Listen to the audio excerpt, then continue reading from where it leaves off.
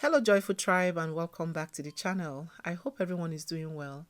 In today's video, I share how to cook egusi soup like a pro. Yes, if you're looking to get a fail-proof recipe, then you should watch till the end. You're going to start by seasoning your meat. I'm using goat meat. Use any meat of your choice. I've gone in with some seasoning, salt, some cayenne pepper for a bit of heat, and some blended onion. I'm going to stir this around, cover and let it steam for about 15 minutes before I add water.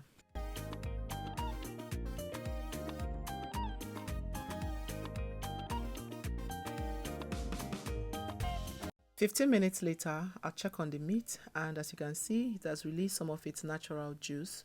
You can let this go some more so the juice dries back into the meat if you have the time. Alright, so next I'm going to go in with some washed stockfish and some cow tribe already cleaned as well. So I'm going to add a bit of water, cover and continue cooking. Today's hug is for Winnie watching from Kenya and Lee Jackson watching from Texas. Thank you for taking the time to leave me a comment. I appreciate it. Please let me know where you're watching from so I can send you a hug. Alright, so next I have egusi already blended. I have some pepper mix. This is red bell pepper, shombo, onion, and scotch bonnet pepper. I also have one tomato in there. I have some crayfish and Okpei, very important. Next, I have uziza leaf. I love uziza in egusi soup. Some palm oil. I have some dried catfish, which I'll clean, debone, and use for the soup as well. And a few more ingredients like our seasoning and salt. Alright, while the meat is cooking, I'll use that time to prep all the ingredients so that once the meat is done, all we have to do is just put everything together. So first, blend or pound the crayfish and Okpei and then set it aside.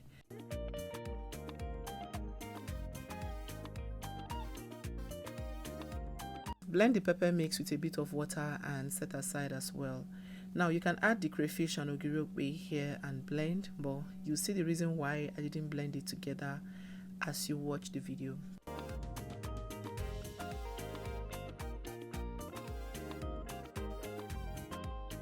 Next, I'll add some blended onion to the already grounded egusi and then mix very well to combine.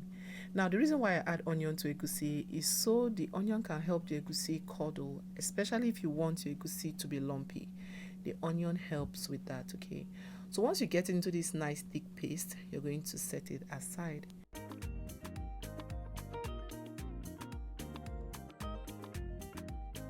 So the final prep left to do is to clean the catfish. I've soaked it in this hot water for a few minutes to soften it up. Then I'll go in, debone it and set it aside. If you're still watching, please don't forget to click the like button and subscribe if you haven't. Thank you.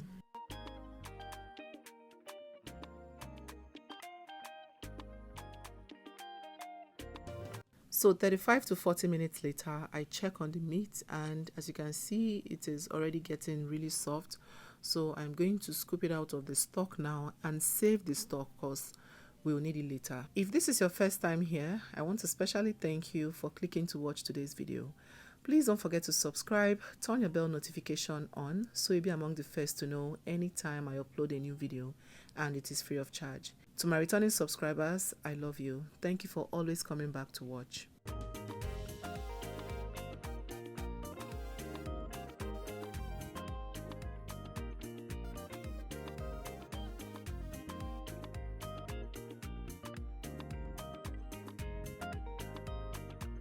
So let's make this soup proper now. In a pot, you're going to add some palm oil and then let it heat up. You're not trying to bleach it or anything.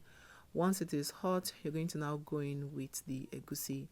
Just like this, make it into lumps like this and drop in the oil. Now the trick is I didn't let the oil to be too hot so it's not bleaching by the time the egusi is fried. What I'm trying to do is fry the egusi first before I fry the pepper mix. That way the egusi actually fries. This method gives my egusi a really nice delicious taste that I think anybody should try.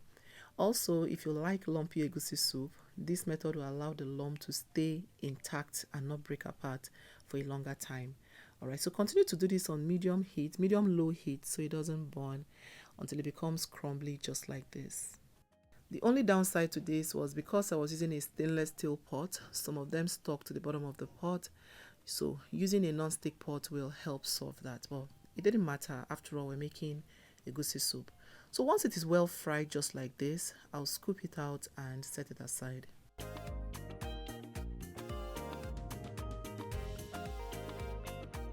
Now in that same pot, I'm going with a little bit more oil and then add our pepper mix. That's our blended red bell pepper, onion, scotch bonnet, and just 1 tomato. I didn't use a lot of tomatoes. Now remember that crayfish and Okpei we blended. Add half of it at this point. Going with some seasoning. I used crayfish seasoning and our washed catfish. Stir, cover halfway through, and allow to start frying.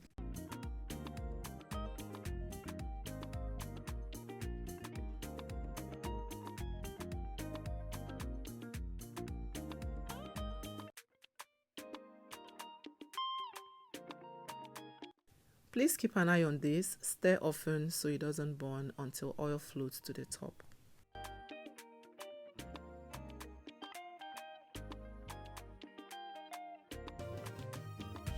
After about 15 minutes, I check on this again and you can see oil already floating to the top, which indicates that the pepper mix is well fried.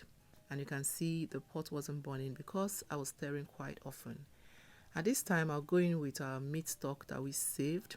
Add the meat stock, taste and adjust with seasoning if necessary. And then go in with the fried egusi. That's egusi we already fried. Now once you add the egusi, you can now determine if you need more water or not. Remember, egusi can drink up water. So yeah, once you add the egusi, you can now decide if you're going to add a little bit more water.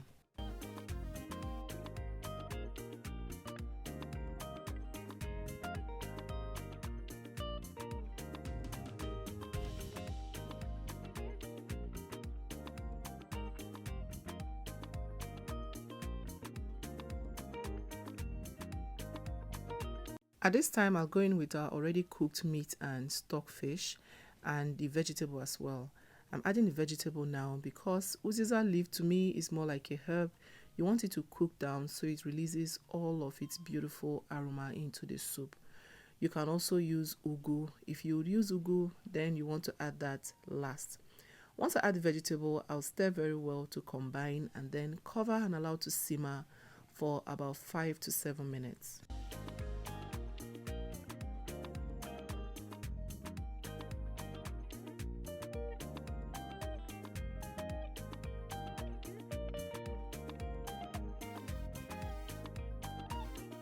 Seven minutes later, I opened up this pot and the aroma was nose blinding. It filled everywhere, so intense. I'm going to give this a gentle stir. You can see the lumps still intact, you guys. Now stir, make sure everything is well combined and our soup is ready. But just before I take it off the heat, I'll go in with the remaining blended crayfish and dawa that I saved earlier. Now adding that last kind of revives everything again and makes everything taste, gang. So our soup is ready. I'll stir this in, let it simmer for about 2 more minutes and then take it off the heat. Our soup is ready, you guys. I had this with pounded yam and oh my god, tell me egusi and pounded yam is not a favorite? I love it. With apple, pounded yam, it is so delicious. I hope you get to try this out. Send me your pictures if you do. See you in my next one. Bye.